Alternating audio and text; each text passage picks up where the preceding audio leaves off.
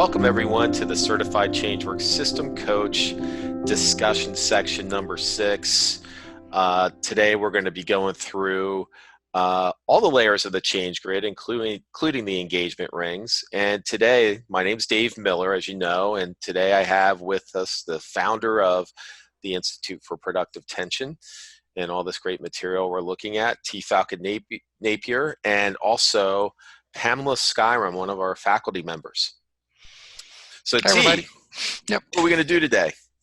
Well, what I thought would be really good is to work our way through the different layers of the change grid that all of the professionals have available to them to display with their client as they're reading a change grid.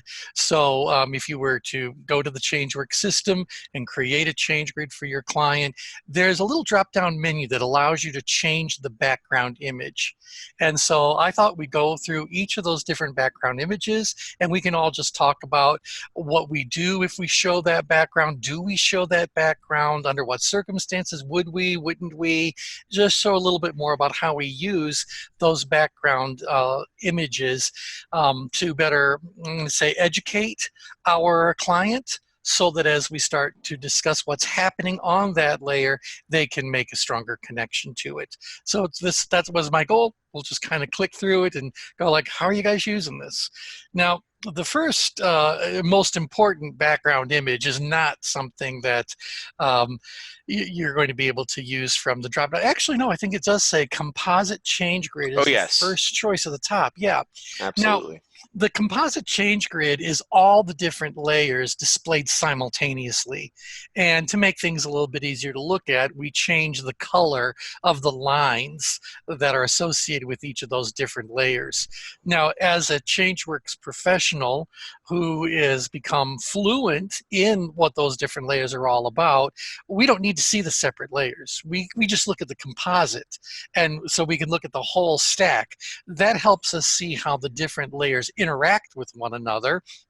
And I think that as you become more comfortable with looking at change grids, this is going to be the only diagram you're ever going to care to see. But when we're sharing it with a client, I find it a bit overwhelming. Well, I think the client finds it a bit overwhelming to look at this diagram. In fact, they often say, and it reveals how old they are, by the way, that it looks like a test pattern for a color TV set. So back in the days when TV actually signed off after the late night news, there would be this image that appeared on the screen and this terrible sound that accompanied it. And that's their joke. So I kind of get it. It is a lot to look at. It is visually complex, but it's something that becomes very simple as you become more comfortable with each of these different layers and what it's telling you. So how about you guys? How do you use a composite? Yep. Yeah, T, I compare it to like a doctor who can read an ultrasound. It's like if I look at an ultrasound, I have no idea unless the doctor points something out to me. But, they can look at it and it's like, reading a book or something for them. Mm-hmm. So. Yeah, yep. So, so while it's complex, it's also rather simple once people realize that we're looking through a pile of layers all stacked on top of each other. So as complex as this looks, let's take a look at layer 0. This is layer 0, and if on the drop-down menu you choose layer 0, this is all you're going to see. And all it really does is it shows the perceptions. Now, your client would have an activity plotted somewhere. So if you all see my little arrow, let's say they plotted right there at coordinates 6 and 8. So on this layer, I would just be saying to them, it's interesting to me that as far as this activity is concerned, you rated your ability a 6, that's a moderate level of ability, and the challenge is an 8, that's getting to be moderately high. So right now, your perceived challenge exceeds your perceived ability. Tell me how that feels for you. So what are you thinking around that activity? So even just at this layer, I will often just say to someone, talk to me a little bit about what that imbalance is, and what might that actually look like and feel like. So what do you guys think that someone's likely to say if the challenge is an 8 and their ability is a 6? I think they're going to say, yeah, it feels like a little bit challenging to me, but I think I can do it. Yep.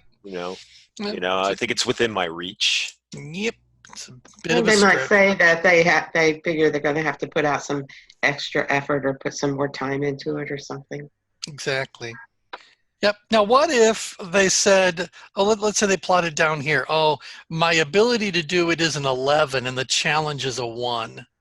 So if I said, yet again, I'll go back in my mode. If I said, I notice that as far as this activity is concerned, you rated your ability extremely high, an 11, and the challenge only a 1. So that's a huge imbalance. Tell me what that feels like. Tell me how that came to be. So tell me about that. I might have some people say piece of cake, Yep. and other people might say that's a really boring task that I don't like to do. Mm-hmm, mm-hmm. Yep. And let's go to the other extreme. Let's say they said, well, my ability as far as the activity is concerned is only a 1, and the challenge is way up here. It's an 11. So tell me a little bit about that. And, Yeah, they're going to say, forget about it. I can't even imagine doing it. right. It's terrifying. Oh, no, I don't, I have no idea what to do. I'm clueless, And so it's interesting that we can just use this very simple layer just to get them to start talking a little bit about what they're thinking, what they're feeling. And I could also say, beyond the activities that we're looking at, because again, there would be at least one, maybe several activities scattered all over the change grid as you're looking at this on screen. I could just say, let me give you a couple hypotheticals, and I do the same thing I just did. Let's give them something way down grid, something way up grid, something in the middle, and let them start using their own words to describe what that scenario would feel like, what it might trigger in terms of their thoughts. Now, the reason why I like doing that is because then I can say, well, let me show you the next layer of the change grid. This is the layer that divides the change grid into the 5 levels of productive tension that people experience. And again, I come at things more from a training perspective. Even when I'm coaching, I feel like if I can provide my client with some sort of insight and understanding about what they're actually looking at, they might not only be able to better understand what we're actually talking about in the moment, but it might also help them as they live the rest of their life to kind of recognize that these different levels of tension exist and are occurring and they're experiencing them. So I said, we just talked about what happens if you think your ability is a 1 and the challenge is an 11. Well, look where that plots. That plots up there in stress. And conversely, when you mentioned that your level of ability was very high, an 11, and the challenge was only a 1, that would put you down in apathy. And as Pamela just kind of described, they would either say, oh, it's a piece of cake, or they find the task boring. And so hopefully you guys can see that as we move from that layer of nothing but perceptions and the conversation we have around that, now we can add a layer and they go like, oh, this makes good sense. And then we'll go back to where they're actually plotted. And I think I said coordinates 6 and 8. So that would put them in the upper part of power. So they feel like they can do it, but because it's in the upper half of the change grid, we know that that's where puzzles there's something they're sorting out. There's something that needs to be figured out. But are they overwhelmed? Are they feeling a sense of urgency around it? Are they way up in stress? Obviously, no. They feel quite empowered to take this one on, even though their ability is only moderate. They still feel like with what they've got, they can figure out and handle whatever the 8 in challenge happens to represent. Okay, thoughts you guys want to share about this? Yeah. T, I think what you said earlier is really an important point, and kind of a nice bonus of this methodology here is that when you share this language with your client and give them a little bit of training, you're teaching them about tension management, which is huge in terms of anything you're trying to help them with, in terms of what they're trying to succeed. And I think that's a way to differentiate yourself as a coach from other coaches. And they get this vocabulary. I have clients come to me without even a change grid, and they start out their session saying, yeah, I'm way up grid today. We haven't talked about that layer yet, but we will. And we know what that means, and when you move into what we'll cover later in terms of maneuvers and things like that, all that stuff is great material to bring into your coaching with a client. in my opinion. Yeah, and I think that's particularly true for our professionals who've chosen to share the oracle of the self with their clients. You know, when you give one of your clients the gift of having their own online change work system that they can go and populate for themselves whenever they want in preparation for a coaching session or as a central element for the coaching session, not only are they uh, realizing more, understanding more, they're coming to the session more prepared, more intentional. And I think that that also strengthens the bond between the coach and the client. Hmm. So rather than let this just be some interesting external document diagram that we choose to share with someone, why not make it a meaningful part of how this coaching relationship is actually, shaped and managed. Yeah, it brings a whole set of questions that you wouldn't normally ask, or you wouldn't ask in the same way. Like, can I give an example? Please, please. So let's say they're having an issue at work with another colleague or something. After working with them about tension management, you can ask them, where do you think their tension is? And it brings a whole nother lens, and a form of questioning that you wouldn't be able to ask without this. So Very good. that makes Now, sense. yeah, absolutely. And I think, Pamela, you've probably had that exact same sort of I have, experience. and I also think, and I've had the experience of having my clients use this to sort of prioritize what they want to work on Mhm. during a particular session, because they may have multiple things going on. And once they Mhm. look at where they fall, then they weigh, well, what's most important to me, or where would I like, what's on there that I'd like to move somewhere else. Right. I think that's a very powerful thing to point out because, the rule about from tension management is that people pay attention to where they find their tension. And again, I think that's Yes. a universal truth. You can take it to the bank. People pay attention to where they find their tension. So let's say in the prior session, they had some sort of an issue that was plotting more downgrid. It was stabilizing. And we go into that session thinking, well, we're going to pick up where we left off and check in. Oh, during this time period between sessions, something else has appeared and it's upgrid. Well, we can kind of, if we aren't, coaching properly, we can kind of go like, well, no, let's focus on this downgrid thing and get it all finished and blah blah blah. But the truth is, their mind has already been commandeered by whatever that higher tension item happens to be. They're paying attention to where their tension is, and we need to be sensitive to that so that we can meet them where they are. Hmm. And we can say, all right, that's where your tension is today. That's what we're going to talk about. Because whether we okay, what I'm saying, even if I try to force them, and I wouldn't do that, but even if I tried to force them to stay on the downgrid subject, their mind is already on the upgrade subject. So, Right. we've missed it Right. altogether. Right. Um, okay, now one thing I'll also do if I'm taking the opportunity to educate the clients a little bit as we're working with them on their change grid plottings. I'll say to them now, you notice these slices are big. Power is a big slice. It's really wide. Look from one side all the way to the other. So are we to believe that someone who is at a 6-6 on the change grid is experiencing something in exactly the same way as an 8-8 or a 10-10 or, something further out here, or in stress? Does the stress of 1-6, is that the same kind of stress as 0 and 12?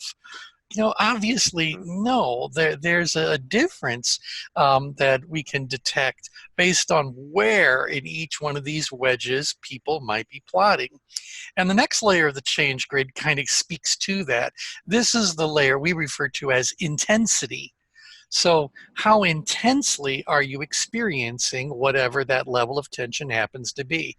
Now, again, as a skilled ChangeWorks professional, we would be seeing the composite diagram and we would know what these rings are all about. So it's a little bit easier to see that stress has a whole lot of different things, all the way from intensity level 1 to intensity level 5. And as we start to move down grid, we can introduce an intensity of 6, even an intensity of 7. As the level of tension starts to move further down grid, we shed 7, we shed 6, and we end up back with 5. And so the most intensity, and another word for intensity is drive. And if you remember the lessons from the last lesson and the lesson before that, for that matter, we talked about these energies that are on the change grid, and the energy associated with being out grid is that driver energy. And as we go from being a driver, we get out a secondary energy, a driven driver, even a tertiary energy, a driven driver. So as we move further and further out grid, we become more and more intense. Or how about this? As we move from the origin in any direction, we experience whatever it is more intensely. And if we happen to be in power, it's that level of drive, determination to do something is going up as well.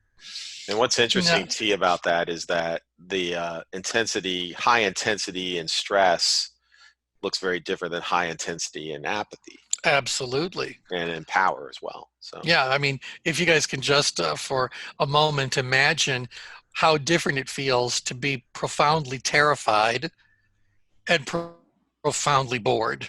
right, So, exactly. they're both bored. They're both intense, but the Right. emotion is going to, kind of dictate. And again, let's balance it all out. Let's look at how, if you felt intensely confident, supremely confident about whatever's going on, it's like, bring on the world. I am the conquering hero. Yes. And they tend to get even further or higher in their level of intensity. Okay, and by the way, I want people to understand, sometimes they say like, well, how come stress doesn't have a 6? How come stress doesn't have a 7?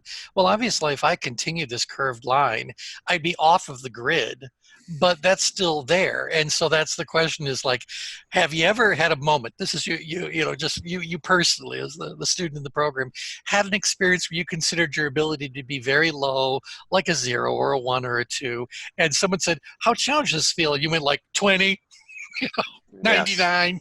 Yep. And so from a practical perspective, we don't feel there's much value in going beyond 12. 12 for challenge means the task legitimately is impossible. So I don't know that we need to go impossible squared.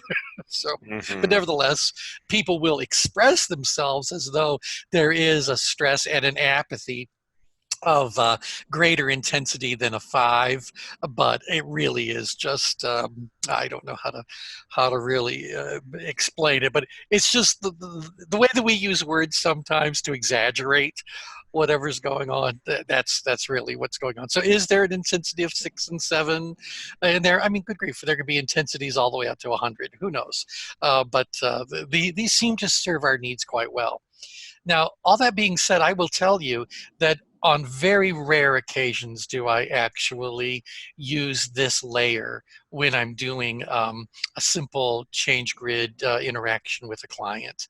I do talk about their perceptions to get the dialogue going, so layer 0. And I do talk about layer 1, the levels of productive tension.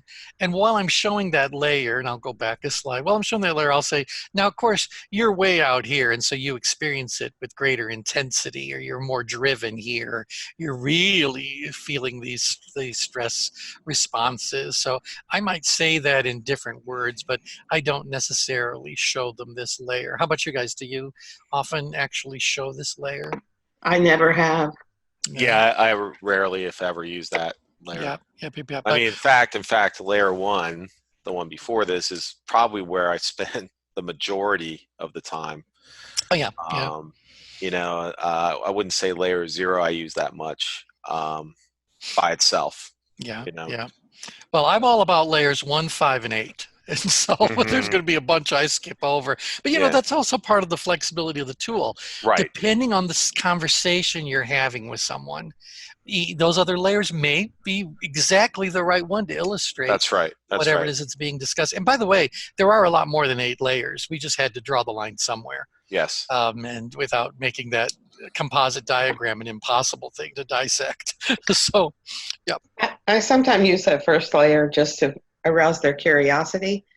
Oh, right. Yeah. Right. Oh, layer 0. Yeah. Or the composite. Yeah, the the com- composite. the composite, I would say that's if I'm just looking at their grid without them, Hmm. I'm just on the composite Yeah, I only look at the composite if it's just because me. you're trained, so you don't Right. need to look at the. I can see through all the layer. I can see the intensity. I can see, it's all fine for me. It is kind of fun going to Pamela's point that if I occasionally have one of those clients who kind of thinks everybody does everything the same old way. It's all been there, done that, blah blah blah, and then you throw this diagram up in front of them, and they kind of go like, "What's that?" Right. They're like, and I go, things aren't always the same. Sometimes Mhm. there's something different. So yeah, I do. Obviously, I think that having ChangeWorks in your toolkit is a great differentiator. So why just talk about it being a differentiator? Let's use it as a way of to demonstrate how differently we can go about helping our clients. Absolutely. Okay, so now past the intensities, this is where we get into what those 4 basic styles happen to be. And I will use this grid if I'm working with a client who is already comfortable with, informed in, hopelessly devoted to any sort of a personality typing system. And so if they already have some comfort around, well, I mean, you fill in the blank with any Mhm. quadrant-based personality typing system you're aware of, I'm fine. I can certainly say, well, all those different personality tests that do try to divide the humanity into 4 groups tend to have some sort of a type that would resonate with the outgrid energy. And similarly, the upgrid energy, the ingrid energy, the downgrid energy. And you might even take a moment to talk about the specific model that they are comfortable with and show them how it overlays on the grid. But when we do that, I think it's very important that we say to them, the change grid is not a personality test. It's not a substitute for a personality test because we're not looking at you as a whole as those tools would. We are looking specifically at how you happen to be dealing with a particular activity at a particular moment in time. So sometimes, regardless of what your actual type may be, you may have to deal with a situation in an out of type manner. So, for example, if I am talking to someone who tests out as being a true expressive, a high I type, one of these energizer sorts of types, depending on which model you happen to be using, and it's time for them to do their taxes, I would suggest to you that them doing their taxes well is going to feel like an out of type experience for them. So, because just for a minute, we're going to go like, no, you need to be a little more analytical. You want to get your taxes done and done correctly. You want to really get the money back that you can get back. Maybe a little bit of that analytical moment might serve you well. And so now, again, if I was dealing with someone and speaking specifically about their type and how their type resonates with other types, how it stands in opposition with another type, that's all fine. But I just want to bring our discussions down to the activity itself. So yeah, you are a whatever, and that's really fabulous. Lots of things to know. But as far as this particular activity is concerned, at this particular moment in time, this is the style that you are, experiencing, being pulled into, however you want to engage them in dialogue around that. But that's the big thing about this particular layer of the change grid. We want to be able to help our clients who have that knowledge base make a connection with this diagram so they understand this isn't something that is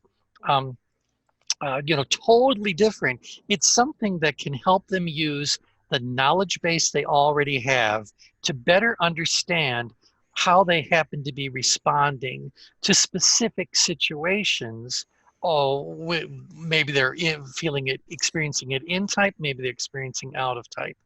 And I think the other thing we can do with this layer is say, you may very well be a whatever, but the truth is that you are a whole person. And so even though overall you are a whatever, we'll say a driver, even as a driver, you still have a relative outgrid way of thinking and behaving.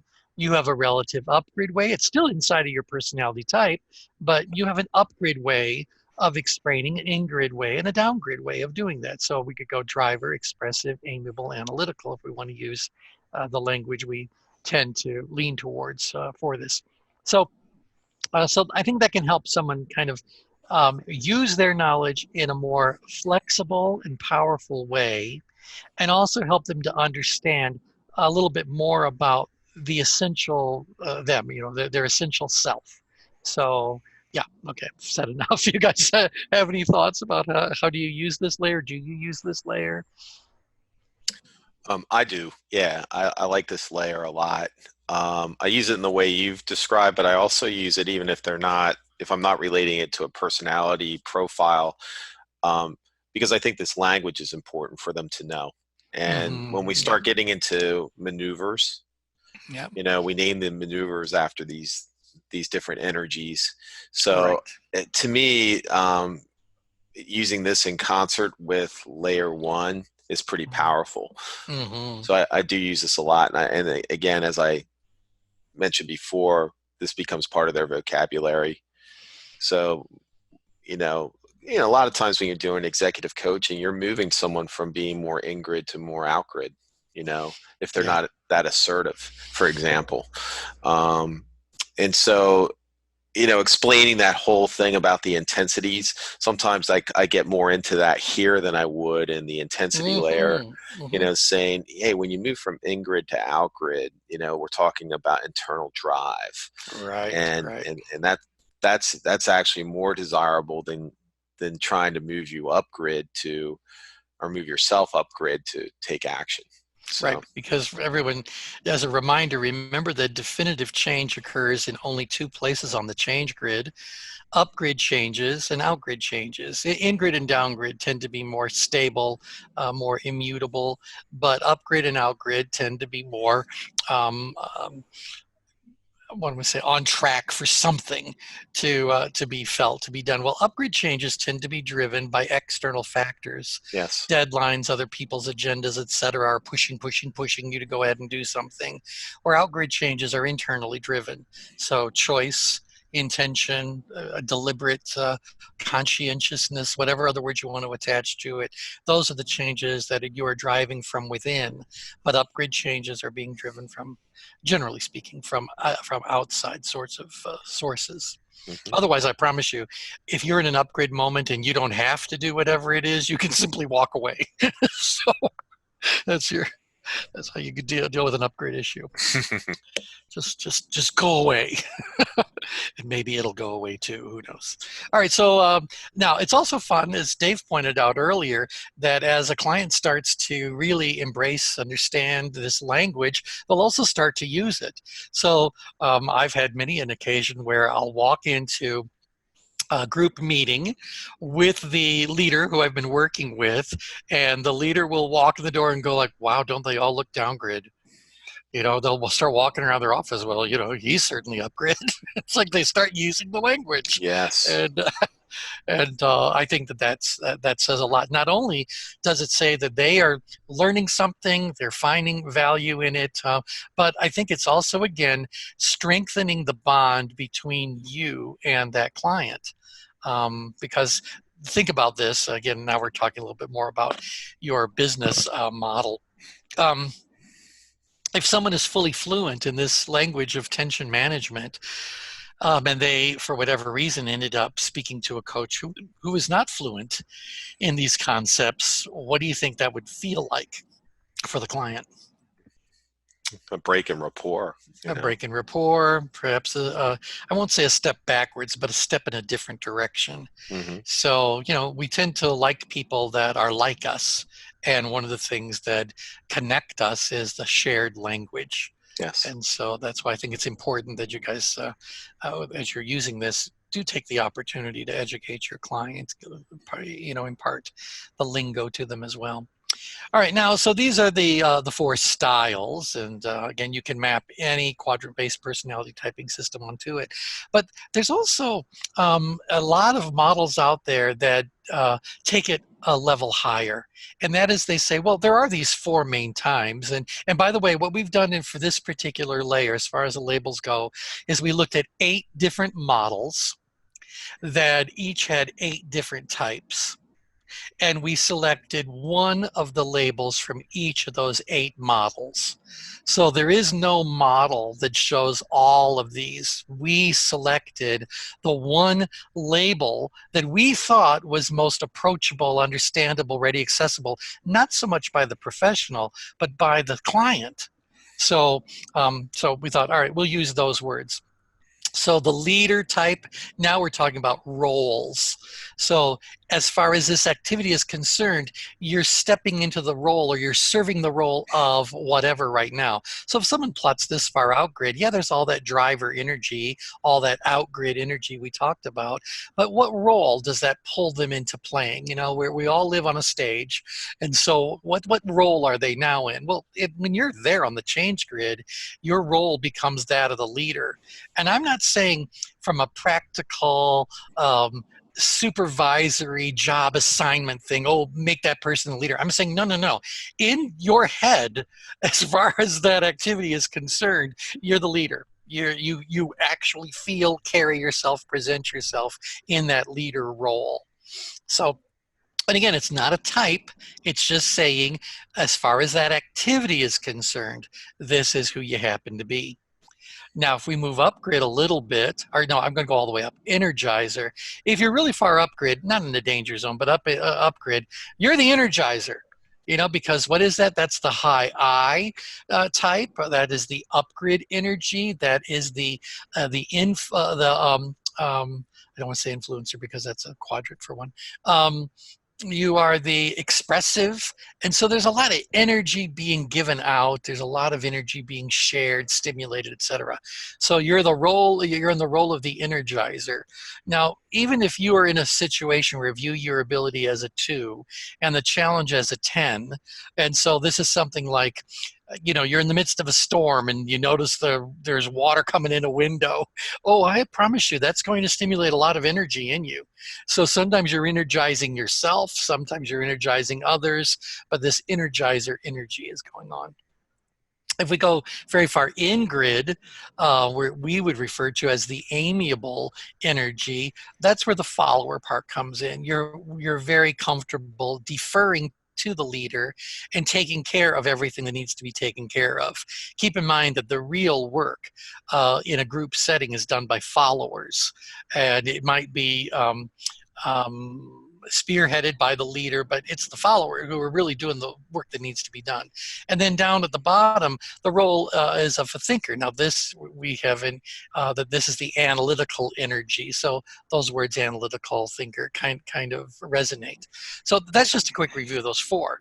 I think what's interesting to look at is what's happening in between. And so if I'm in between that outgrid and upgrid energy, so right here, that's where I become influential. So I'm not only feeling something very powerful upgrid, and I'm not only trying to move it forward, I'm trying to convince other people. So this is where that influencer energy, I'm trying to sway things in a particular direction. Now, similarly, if I am in between that downgrid thinker and that outgrid leader, well, what does a thinker do? What happens between thinking about something and taking the lead for it? this is where they become the advocator. They start to suggest that things, or start to notice that there's a possibility for improvement. Someone really should do blah, blah, blah, blah, blah. So they start to advocate. Now, that energy or that role of being an advocator is not the same feel that being a leader would be, but nevertheless, they're at least taking whatever insights they had, and now as they're the advocator, feeling comfortable sharing all that in a convincing way in order to do that. So there is a little bit of influence, but I think you can detect the difference in the energy around influencer versus advocator. So the advocator to me is more quiet, and the influencer is more actively involved in what's going on. And by the way, when we look at the engagement rings, you can see the upgrid energy of engagement is very much more influential, and the downgrid expression of engagement is far more of that quieter, contemplative, a sort of way of approaching things, analytical way of approaching things. On the other side of things, we have in between the energizer and follower role, a helper. So, and then down below, an administrator. So again, a little bit more involved, a little bit more behind the scenes. So these are the roles. Now, if you are fluent in any personality typing system that divides the population into 8 different groups, you will find that it overlays on this really quite nicely. So, all right, do you guys use this layer? I don't use it too much, no, but I think it's interesting. Yeah, I personally only use it if I've got a client who is using one of the quadrant based, and we keep talking about the in between. You know, you're kind of like on the border between a D and an I. What happens when you're on the border? You know, in between. So then I might pull this layer out, but I almost feel like the other layers are going to give me opportunity to share the same insights in a different way. Right. So I don't feel compelled. And I guess that's an important thing to say. And you guys can I think you've already given enough comment to that everyone understands this. So this is my advice to all the new professionals. Do not feel obligated to go through every layer on every activity every time. It's just too much. It's not necessary. It's overwhelming for you. It would be overwhelming for the client. Really, if you can just think of that, depending on what insights you're trying to share, points you're trying to make, dialogue you're in the midst of having, one layer may very well lend itself very nicely to illustrating what's going on. Absolutely. So, yeah. I seldom use it, but I sometimes do because I also teach a quadrant-based personality inventory. And sometimes when I have someone who's operating too much in their primary style and needs to see that there are other opportunities, I'll pull this out and let them look at where their tasks fall on these. And we'll talk about places that they are actually using other styles productively. Excellent. Okay, so now the next one we have then is layer 5. Layer 5, I'll tell you, I use this rather extensively in my work because I think that it helps the client to not only understand where they're at, but it also helps the client to determine for themselves where they need to be moved, what energy might better support what they're trying to do. And so, again, we're just looking at those 4 quadrants. So the driver energy, the primary energy is shown in all caps as a bit of a review. So the driver energy is here, out grid. Up grid, we have the expressive energy. In grid, the amiable energy. And down grid, the analytical energy. And again, we're not talking about people. We're talking about how they happen to be dealing with a particular activity. Well, not all driver energy is created the same. And that's where we get into the secondary energy. So there's a difference between an expressive driver energy, an amiable driver, an analytical driver, and a driven driver. Similarly, if we look at any of the other 3 primary energies, we can divide that into 4 kind of sub-energies or sub-quadrants. So sometimes if let's say they're plotting at coordinates 8 and 10, All right, that puts them up here in the expressive driver. So I can say, as far as this activity is concerned, you're plotting in an area of the change grid which would indicate that you have a very high degree of driver energy around that activity. You want to make something happen. Now, the secondary energy tells me how you are going about making that happen. And your secondary energy in this case is to be an expressive driver. So how are you going about moving whatever it is forward? By being more inspirational, motivating, energized, enthusiastic. You know, you're the cheerleader around this, persuasive, all those other kinds of words I would share with them. And then I'd say to the client, does that feel right for you? Does that describe how you're currently dealing with it? And let's say they say, hopefully they'll say yes, or we have to deal with another issue altogether. How did you come to that assessment? But nevertheless, that's where you are. That's what that location means. So does that location resonate with you? And then we'll say to them, now, do you believe that that particular activity is best performed by an expressive driver energy? And so let's say this particular activity was about putting together a job description for your right-hand person. And right now you're plotting as an expressive driver. Well, the driver energy is good. You know, you want to have that new right-hand person, and you want to make sure that they are going to be ready, willing, and able to do the job that you need them to do. So I get the driver energy. That definitely feels like that's the right quadrant to be in. But let's look at how these other energies would modify that driver primary energy. So again, the secondary energy answers the questions, how are you going to go about doing this? So what do you think a job description that's created by an expressive driver looks like compared to a job description prepared by a driven driver, or a job description prepared by an analytical driver, or even an amiable driver? Do you think these would all look identical? No. No. And again, you're the client. You're going to say no. So you want this job description to be right. So do you think the expressive driver energy is the one that's going to most naturally support you in that, reaching that outcome? You be the client. What do you think the client says? I would say no if I were the client. All right. And say then the next question is, okay, then which of the other three choices? An amiable driver, a driven driver, an analytical driver? Which one do you think will do most naturally? Again, because we're saying that every activity has a spot on the change grid where it will most naturally occur. So let's move someone into the natural spot for this. So what energy would most naturally support you in creating that kind of job description? I would say analytical.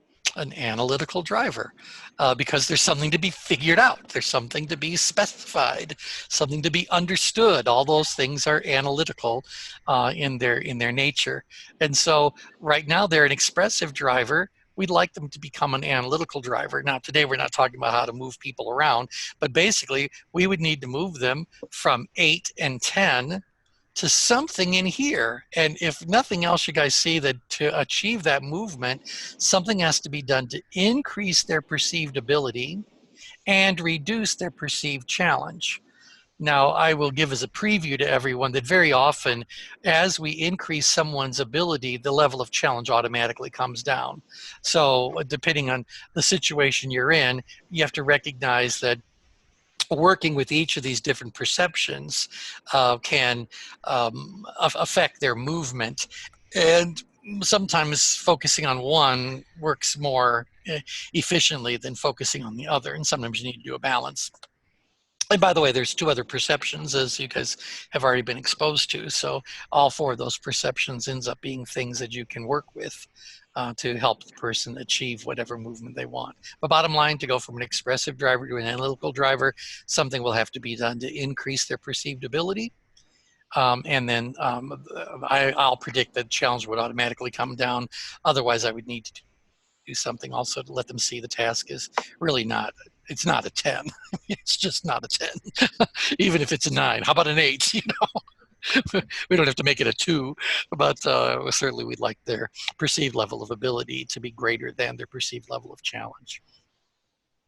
Okay, so again, I use this to help someone understand the energy they currently are experiencing around a particular activity, and then use this as a way to help them determine the more ideal location for that activity to be plotting. Because my thought is, once we've got the client understanding and accepting where they're at, and we have the client choosing where they want to go, the only thing left now is putting together whatever that strategy happens to be, and then of course supporting them to whatever that they need to keep them on track so they actually do it, so they actually follow through with it.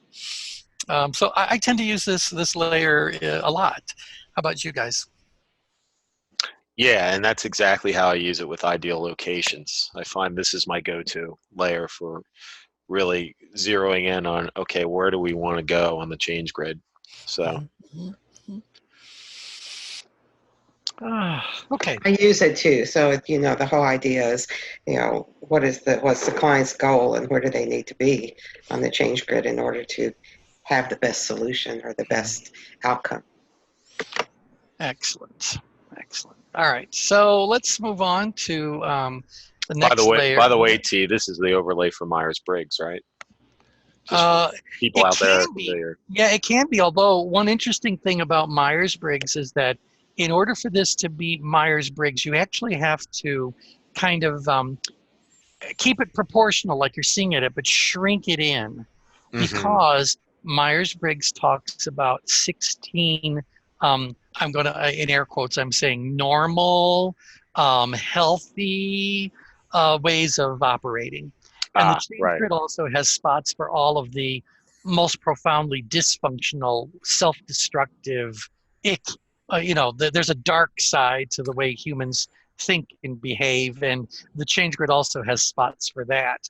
Yes. So when you were looking at a model that really is talking all about healthy ways of operating, we just have to go like, well, then we need to shrink it so it stays within the confines of the healthy areas of the change grid. And in fact, that's what we're getting into in this next layer. And that has to do with balance. So now balance is all about just looking at the way that the perceptions interact with one another and saying how far in or out of balance are this person's perceptions.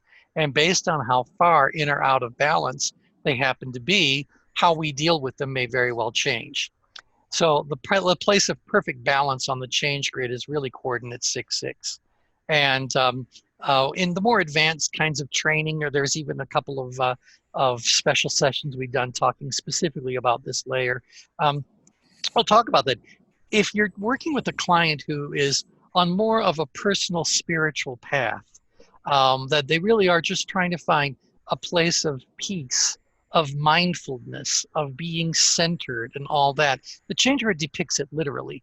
So the perfectly balanced place on the change grid, as we refer to it, the PowerPoint, and we've been calling it that longer than Microsoft has been in business. So the PowerPoint is the place where everything is at peace with one another, with itself. Everything is harmonious. It's a place that through meditation you seek to achieve that spot. And again, rather than take time during this discussion to go into that in grand detail, I'll ask all of you to just accept that and know that, as is the case with all the layers, we have done extensive research around it, thought around it, talked about it, mulled it over, quite literally for decades. And so we're more than happy to share all the differences, all that. So basically, that's the place where we would simply describe ourselves as being, I am. That's it, I am. That's it. Now, again, people that are working with the oracle of the self, they learn this very quickly, that centered spot is where the whole dialogue is, I am. I exist. I am here. I am in the world. I am not necessarily of it. I'm not involved in anything. I just simply exist. There I am in the centered spot. Now, while that might be a great place to spend some time, it's not a place where life is actually lived. So life is actually lived outside of that. So now we're going to look at these these green circle and red circle. And so if I am between the PowerPoint and the green circle, I'm experiencing 1 degree of imbalance. Because think about that, to be a little bit up grid, all right, now I'm at a 5 and an 8, and I think we talked about earlier someone who was at a 6 and an 8. So these are not experiences of great stretch or any great testing is going on. This is just a place where I'm experiencing a little bit of that. So imagine if I'm at a 7-7 instead of a 6-6. I just have a little extra dose of driver energy being put into place. If I'm up here and I'm at coordinates 5 and 7, right there, I'm only 1 step away from that centered balanced place, but nevertheless, I have stepped ever so slightly up grid out of balance, so a little bit more expressive energy. And similarly, it can happen leaning towards the amiable side of things, leaning towards the analytical side of things down grid. And so this to me is just kind of like an easy day, an easy kind of existence. So everything is nice, but I am living, and so things are requiring attention and opportunities are presenting themselves and all that. And but I'm not grandiose in my assessments. It's all very kind of balanced. I mean, look, your ability between a 4 and an 8, and the challenge also similarly between a 4 and an 8. It's like, this is all very kind of balanced sort of stuff. Now, as we move between the green line and the red line, these things are now 2 degrees out of balance. And this is where things are becoming a bit more challenging, a bit more problematic, a bit more of a drive around that. So if I am out here in the driver quadrant, drivers are really focused on getting something done. So as far as achieving a meditative state of bliss, they're kind of going like, no, I got stuff to do. So the people that are between the green line and the red, the green circle and the red circle, they're out there pushing, making things happen. The people who are upgraded in that between the green and the red, something outside of them is happening and they are responding to it. And it feels like, again, you'd be plotting in power stress where there's a sense of urgency, or even up in stress where there's a little bit of well, or a lot of panic that's coming into play.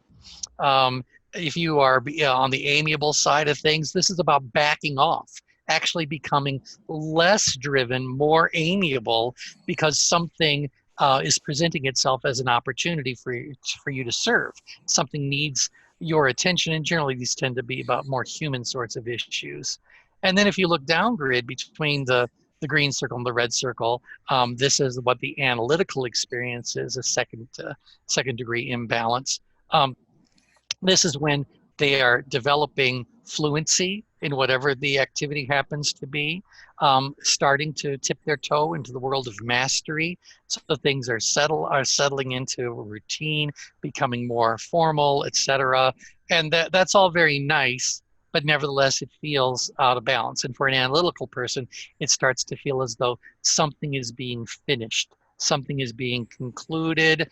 And so it's like, are they still being properly utilized?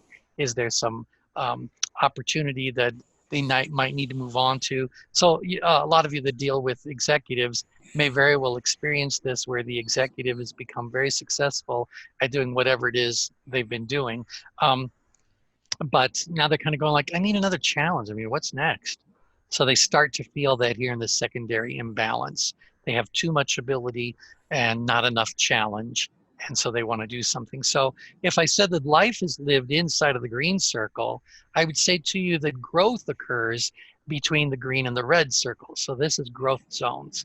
It is very valuable for a human to step into situations of imbalance so that they can experience something new.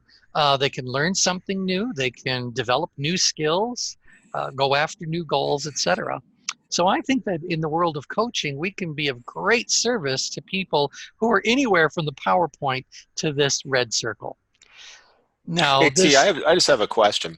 You got me thinking. So is there a relationship, I think the answer is yes, between spending some time in that place of balance to help you, to fortify you on those times when you're in the 2-degree section. In fact, yes, even the third degree, we'll talk about that Yeah. briefly, but I would say too that this is why, as you guys are learning how to help people move themselves around the change grid, we do talk about the 4 cardinal directions: upgrid, outgrid, downgrid, and ingrid. But there's also something we refer to as PowerPoint maneuvers. Mm-hmm. And these are the ways we move someone to that exact centered balanced place. So we're basically saying to someone, again, this goes back to the oracle of the self. We want to say, you need to be able to find your own or reach your own counsel whenever you need it. And all of us have certain things that we can do. It's different from one person to the next, but there are certain things we can do that immediately move us to that centered spot. So now think about this. We have situation occurring, a 2-degree imbalance, a 2nd-degree imbalance situation occurring. We want to be able to do the right thing. So why don't we now deliberately go to the exact center of the grid, where we can say, now that I'm in this balanced place, I see the world more clearly because I'm in the world but not of it. I'm not subjected to all the things that people think and feel, even at 1-degree imbalance, 2nd-degree imbalance. I'm not that. For a moment, I'm in the centered spot. And because I'm in the centered spot, I can evaluate my 2nd-degree imbalance situation with a different set of eyes. So we talk about helping people to learn how to practice the art of caring detachment. And we talk about the professional doing that all the time. Of course, we want you to support your clients, et cetera. But to do that effectively, often you have to learn how to detach yourself. Well, similarly, if someone is going to serve as their own counsel, or at least understand they have that capability, they too have to be able to consciously separate themselves from whatever the issue at hand happens to be. So, for example, with very few exceptions, even a threat that you think is around you is not happening in that instant that you're thinking about it. So, and I'll see if I can really demonstrate this for you. A lot of people are worrying about what's going to happen later on today, or later this week, or down the road. But they don't leave that worry this afternoon down the, later this week or down the road. They instead to move that feeling of worry into this actual moment. But in this actual moment, whatever it is that they're anticipating is not happening. And again, there are exceptions to that, but for the most part, we spend a great deal of time importing into this specific moment things that are not happening in this particular moment. So we like to say, when you move to the center of the grid, it's as though you're putting the rest of the world on hold. You know, when you see some television shows and movies where suddenly everything in the planet just stops, but you as that character are able to now breathe, look around, see what's going on before everything gets put back into motion. That's what we're describing for the centered part of the change grid. So, Dave, that was a long comment in response to what you said, but that's definitely part of the whole spirit of things. Nice. I don't need to tell the client what to do if I can help the client move to a centered spot and let them realize it for themselves. And it's kind of like, okay, you got that now. All right, back in the game. So Yes. back out there, whatever the issue is. Now, this last thing that I want to bring up before we there's just a couple of slides remaining, so I'd like to finish this if we can, even though we're up close to our hour. I want to point out something, and I think this is very important for all of our ChangeWorks professionals to know. And that is that there are situations that people find themselves in that now go beyond the scope of the services that we provide. So there are times when we might have a client who is dealing with an issue that is better served by a different type of professional. So when should we start thinking about that as being an option available to us? Now, this past weekend, I spent some time with a very, very close friend of mine from back in Michigan, which is where I'm originally from.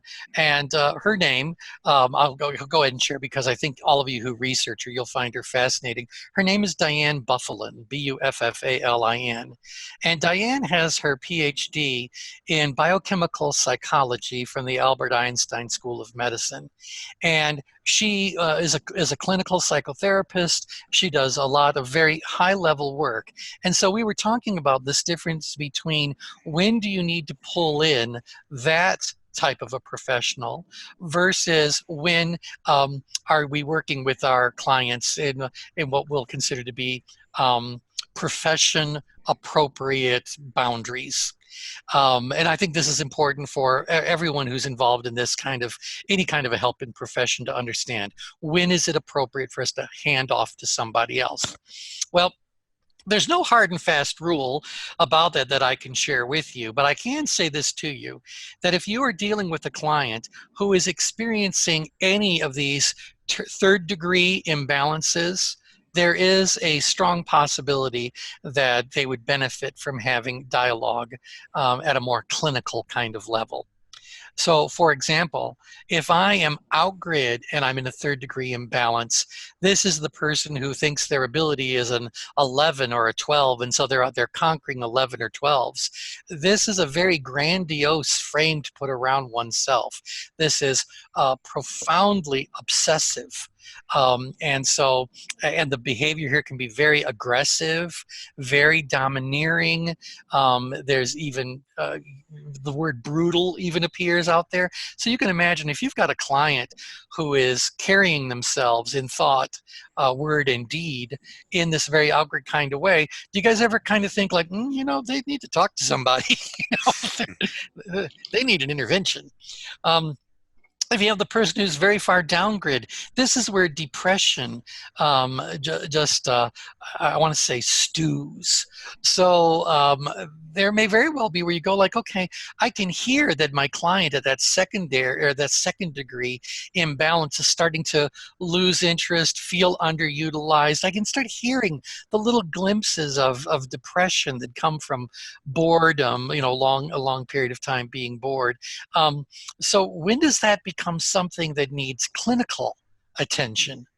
Or the person who is so far in grid, so timid, so withdrawn. And by the way, you guys all know this, the likelihood of you ever having a client like this is pretty rare because they don't seek out.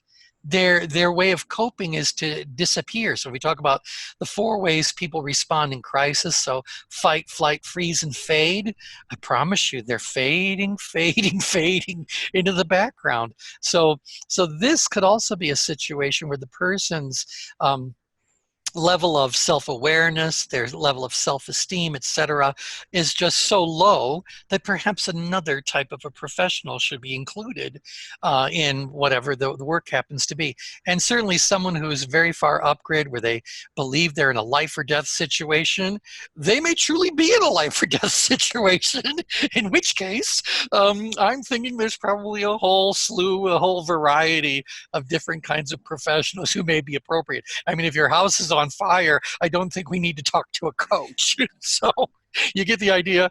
So I think that as you start to really understand what the extremes are on the change grid, you're good to go. Now, that doesn't mean just because they plot in one of these, and by the way, I'll show the next layer, the danger zones, just because they're plotting in one of these areas outside of the red circle or in these danger zones, don't automatically call in the padded wagon. I mean, that's not what it's all about. This is just your point, your opportunity to say, I want to really check with this person's perceptions of things. So in your training up to now, one of the things I mentioned is that anytime someone rates themselves as a 0 or a 12, I want you to stop and go, really? Because I wonder, in the world of actual life, is there such a thing as a 0 ability? And is there such a thing as a 12 for ability? These are extremes. So is that assessment the result of careful thought? Or is that a simple instant emotional response to the question? So if someone says, okay, well, how do you rate your ability to whatever? And they go, oh, I'm a 12. And it's like, really, did an assessment just occur and I missed it? Or is that just like, oh no, you just, thank you, I'm glad you're confident. But really, you're a 12? You're not like an 11.999? There's no room for improvement? There's no whatever? Similarly for challenge. Is there really anything that's a 0 for a challenge? Is there really something that's a 12? Do these extremes even exist? Or do people just kind of reactively identify the challenge as a 12? So if I said, all right, lose 20 pounds by Christmas. Well, for those of you who are listening right now, it's September. So I think you got time to do that. Go like, oh, no way, I'd never be able to do that. Really? Was that the result of careful thought, assessment, or is that just an immediate emotional response to it? So I'm just saying this so that anytime you see someone rate themselves as a 0 or a 1, or at the other end of things, an 11 or a 12, before you decide to make any definitive diagnosis, you might just want to go, I'd like to re-examine your perceptions. So, like, for example, even talking to my colleague Diane, Diane said that we were talking about something for her to do, and she goes, I'll rate my ability as a 2. And I said, well, Diane, ability is made up of knowledge, skill, experience, and the availability of core resources. So I said, let's assess each one of those separately. And for each of those, she gave her rating like between 9 and 10. I said, so if I've got 4 components, each of whom when assessed are a 9 or a 10, I don't think they average out to a 2. And so it's like sometimes you just got to go like, all right, I get it. I'm hearing a response. Is the response I'm hearing the result of an intellectual assessment sort of plan, or is it just an emotional reaction to whatever it is that happens to be going on? Anyway, I only say that because I want to make sure that I help all of the coaching professionals recognize what the boundaries are, that boundaries do exist. And there are times when we need to either change our role or involve another professional. Are you guys in agreement with me on that? Or Absolutely, sure. Yeah. Yes, absolutely. And I don't know any other way to do it, but I know that a change grid allows me to at least get some warning signs. So if anyone's in that 1st degree, 2nd degree imbalance kind of those rings, to me, that's good work to be done with them. The world of coaching to me expresses itself very, very well inside of the red circle. But if we can actually validate that someone is outside of that red circle, and maybe not just one issue, but you see a pattern of things plotting very far out grid, down grid, in grid, or up grid, maybe that's when you want to say like, maybe. So am I right that you guys all have your own way of letting your client know when they might benefit from talking to another professional, another type of professional? Or how are you currently handling that? I would say yes, I do sometimes have in the past approached that with a client, but often the client knows it themselves. Mm-hmm, yeah. And by the questions you ask, sometimes they come to that conclusion themselves. Yeah, and I've had the same experiences, and a lot of times they're already working with a professional on some of those kind of issues and using coaching for other things. So well, absolutely. And the converse of this is also, I thought, interesting. And again, I spent a lot of time with Diane, so we always have these great conversations. And she said, if you happen to be one of the professionals who are able to start, prescribing medications, et cetera, does that now kind of stop you from doing the things that would be primary or secondary? So I guess the way to put it is that are they in a hurry to medicate when the medication may not be necessary based on the magnitude of whatever it is the person's experiencing? So isn't that interesting? So it's not only when should we as non-clinical licensed people hand over to a clinician, but when should the clinician recognize that the work that needs to be done doesn't really require that level of intervention or that level of medication, et cetera. You guys with me on what I'm saying there? So we've been talking Okay. about how is it that we can help I'm going to say the non-clinical professionals work with clinical professionals more effectively, because I think that opens up a lot of great opportunity for things. I mean, what psychiatrist's office shouldn't have a host of coaches available to them to help patients on the non-clinical issues? Isn't that interesting? So anyway, there you are. Okay, let me just kind of finish off the danger zones we talked about. And on the last discussion session, we spent a lot of time talking about these engagement rings. So even though today's session was labeled as the discussion session on engagement, I think we really did that very well last time around. But just as a reminder, if you look at where drive is happening, you can certainly see that the progression from one of these engagement rings to the next is very useful for them to have. And so I do use this layer quite often with my clients. So this is layer 8, and it's most definitely something that I share with clients. How about you guys? Yeah, definitely. And again, sometimes it's in different ways, again, because, for me, the layers kind of wrap together, again, it's going from that, inward little drive to a great drive, so yeah, sometimes it helps to show this particular layer to help cement that idea into place. So I would say I look at it, but often I just get at this through the conversation. Yeah, I certainly agree with this idea about that we can do it conversationally. The one thing I would like to add is that if you are in more of a business development mode and you're talking to a prospective client and looking at their change grid, I think it's really useful as far as helping them to become a client, for them to, if they're plotting very much in just awareness and particularly down-grid awareness and intention, having this as something you can show to that prospective client helps them to recognize that something needs to be done to move them from awareness into intention, into engagement to get the job done. And so this could be a very effective layer for the coaches to be using as a way of helping that prospective client become a real client. That's a good point. It really makes the case that there's opportunities for them to use coaching to get where they want to go. Yeah.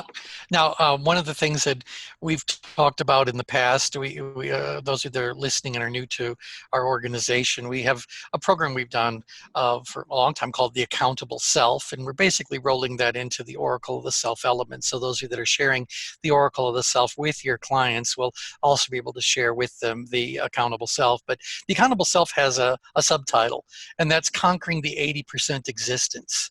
And conquering the 80% existence is basically saying that, and I'll do this as a general statement, you guys can see how true it is for the work you've done, but I believe that 80% of the people I've worked with, 80% of the time, without any help, get about 80% of the way to 80% of their goals.